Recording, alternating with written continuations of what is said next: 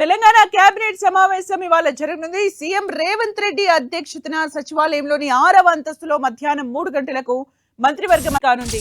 ఈ సమావేశంలో కరువు పరిస్థితులు, కాళేశ్వరం, మూసి పునరుజ్జీవనం, సాగునీటి ప్రాజెక్టులు, అలాగే కీలక బిల్లులపై చర్చించనుంది. కొన్ని ప్రాజెక్టుల రీ ఎస్టిమేషన్స్ ప్రతిపాదనలకు మంత్రివర్గం ఆమోదం తెలిపే అవకాశం ఉంది. రాష్ట్రంలో భూగర్భ జలాలు అడుగంటిపోతుండడంపై మంత్రివర్గ సమావేశంలో సమీక్షించనున్నారు. కరువును తట్టుకునేలా రైతులకు ప్రత్యామ్నాయ పంటల సాగును ఎలా ప్రోత్సహించాలనే అంశంపై సుదీర్ఘంగా చర్చించే అవకాశం ఉంది. ఇటీవల గోదావరి బనకచర్ల ప్రాజెక్టుపై తెలంగాణ ప్రభుత్వం దాఖలు చేసిన పిటిషన్పై సుప్రీంకోర్టు పొరుగు రాష్ట్రాలకు నోటీసులు జారీ చేసిన నేపథ్యంలో ఆ వ్యవహారంపై తాజా పరిణామాలను కేబినెట్ సమీక్షించనుంది. వీటితో పాటు కృష్ణా గోదావరి నదీ జలాల బోర్డుల అంశాలు, తుమ్మిడిహట్టి ప్రాజెక్టుపై చర్చించనున్నారు.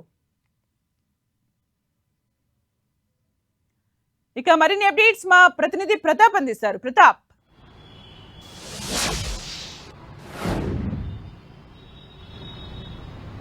కేబినెట్ సమావేశం జరగబోతుంది. మధ్యాహ్నం 3 గంటలకు సచివాలయం వేదికగా జరిగే ఈ సమావేశంలో పలు కీలకమైన అంశాలపైన ప్రధానమైన ఫోకస్ పెట్టినట్టుగా కూడా తెలుస్తుంది. ప్రధానంగా ప్రజెంట్ ఎలినినో ఎఫెక్ట్ వల్ల వాతావరణంలో జరుగుతున్న మార్పులు, అదేవిధంగా ముఖ్యంగా వర్షాభావ పరిస్థితులు, ఇప్పటికే తెలంగాణలో దాదాపు 60%కు పైగా లోటు వర్షపాతం నమోదైన నేపథ్యంలో ఫర్దర్ స్టెప్లో భాగంగా ఎలాంటి నిర్ణయాలు తీసుకోవాలని దానిపైన కూడా ప్రధానంగా డిస్కషన్ చేయబోతున్నారు. దీనికి సంబంధించి ఈరోజు ఐఎండీ అధికారులను, వాతావరణ శాఖ అధికారులను కూడా ప్రత్యేకంగా ఇన్వైట్ చేసే అవకాశం ఉన్నట్టు కూడా ప్రభుత్వ వర్గాలు కూడా చెప్తున్నాయి. ప్రధానంగా అసలు నెక్స్ట్ సిచ్యువేషన్ ఎలా ఉండబోతుంది, నెక్స్ట్ ఇంకా సీజన్కు, రైనీ సీజన్కి సంబంధించిన సిచ్యువేషన్లో ఎలాంటి పరిస్థితులు రాబోతున్నాయి, ముఖ్యంగా ఎల్నినో ఎఫెక్ట్ ఇంకా ఏ విధంగా ప్రభావం చూపించే అవకాశం ఉంటుందనే దానిపైన కూడా ప్రధానంగా డిస్కషన్ చేసే అవకాశాలు ఉన్నట్టు తెలుస్తుంది. ఎందుకంటే ఇప్పటికే జూన్ మాసం కూడా ముగిసింది, జూలై మాసం కూడా ఇప్పటికే సగంకి ఎక్కువనే అయిపోయింది. కాబట్టి ఇప్పటివరకు కూడా వర్షాభావ పరిస్థితులు చూసినట్లయితే 60%కు పైగా వర్షపాతం లోటు నమోదవుతున్న పరిస్థితి ఉంది. కాబట్టి ఇప్పటివరకు కూడా ఎక్కడ సమృద్ధిగా వర్షాలు కురిసిన దాఖలాలు లేవు. ఇక్కడ ఏ ప్రాజెక్టులో కూడా వాటర్ లేక పూర్తిగా డెడ్ స్టోరేజ్కు పడిపోయిన పరిస్థితి కనబడుతుంది. కాబట్టి ఇంకా మరోవైపు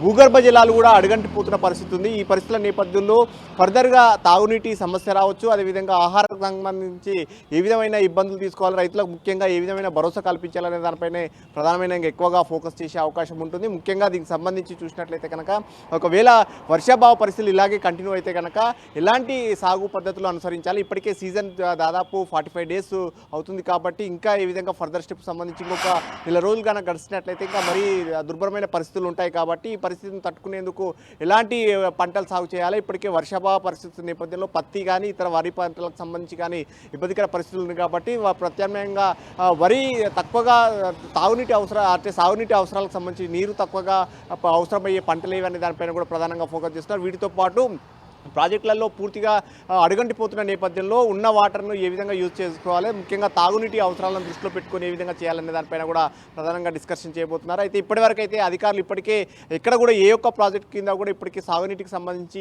ఇచ్చే పరిస్థితి లేదు. కాబట్టి కృష్ణా గోదావరి నదులు రెండు కూడా పూర్తిగా ఎండిపోయిన పరిస్థితి కనపడతా ఉంది. ఎక్కడ కూడా వాటర్ వచ్చే పరిస్థితి కనపడతా లేదు. అయితే ఈ పరిస్థితుల నేపథ్యంలో ఏ విధంగా చేయాలనే దానిపైన కూడా ప్రధానంగా డిస్కషన్ అయిపోతున్నాం. ఇంకా మరోవైపు పంచాయతీరాజ్ చట్టానికి సంబంధించి కూడా కొన్ని సవరణలు చేయాలని చెప్పేసి భావించారు. ఆ బిల్లుకు సంబంధించి కూడా ఈరోజు కొన్ని అంశాలకు సంబంధించి కూడా ఈరోజు డిస్కషన్ చేసే అవకాశం ఉన్నట్టుగా తెలుస్తుంది. ఫర్దర్గా ఈ ముఖ్యంగా ఇరిగేషన్ ప్రాజెక్టులకు సంబంధించి కొన్ని చోట్ల భూసేకరణ కాస్త ఇబ్బందికర పరిస్థితులు ఉన్నాయి. కాబట్టి ఆ భూసేకరణ సమస్యను కూడా ప్రధానంగా డిస్కషన్ చేసే అవకాశాలు ఉన్నట్టు చెప్తున్నారు. ప్రాజెక్టులతో పాటు ముఖ్యంగా మెట్రో రైలుకు సంబంధించిన అంశానికి సంబంధించి కూడా ప్రధానంగా డిస్కషన్ చేయబోతున్నారు. అదేవిధంగా బుల్లెట్ ట్రైన్కి సంబంధించి కూడా ఇప్పటికే కొన్ని చోట్ల మార్కింగ్ కూడా ఏర్పాటు చేశారు. కాబట్టి దానికి సంబంధించి కేంద్రం రైలు నిర్మాణం చేసినా ఇప్పటికి దానికి సంబంధించి భూసేకరణ మాత్రం పూర్తిగా రాష్ట్ర ప్రభుత్వ పరిధిలో ఉంటుంది. కాబట్టి భూసేకరణకు సంబంధించిన దానిపైన బుల్లెట్ ట్రైన్కి సంబంధించిన అంశంపైన కూడా ప్రధానంగా డిస్కషన్ చేయబోతున్నారు. మరోవైపు మెట్రో రైలుకి సంబంధించి ఇప్పటికే కేంద్రంకి పంపించినప్పుడు కేంద్రం వద్ద చర్చలు జరిగి దీనికి సంబంధించి ఎస్బీఐ కాప్స్ దీన్ని స్టడీ చేస్తుందని చెప్పేసి ఇప్పటికీ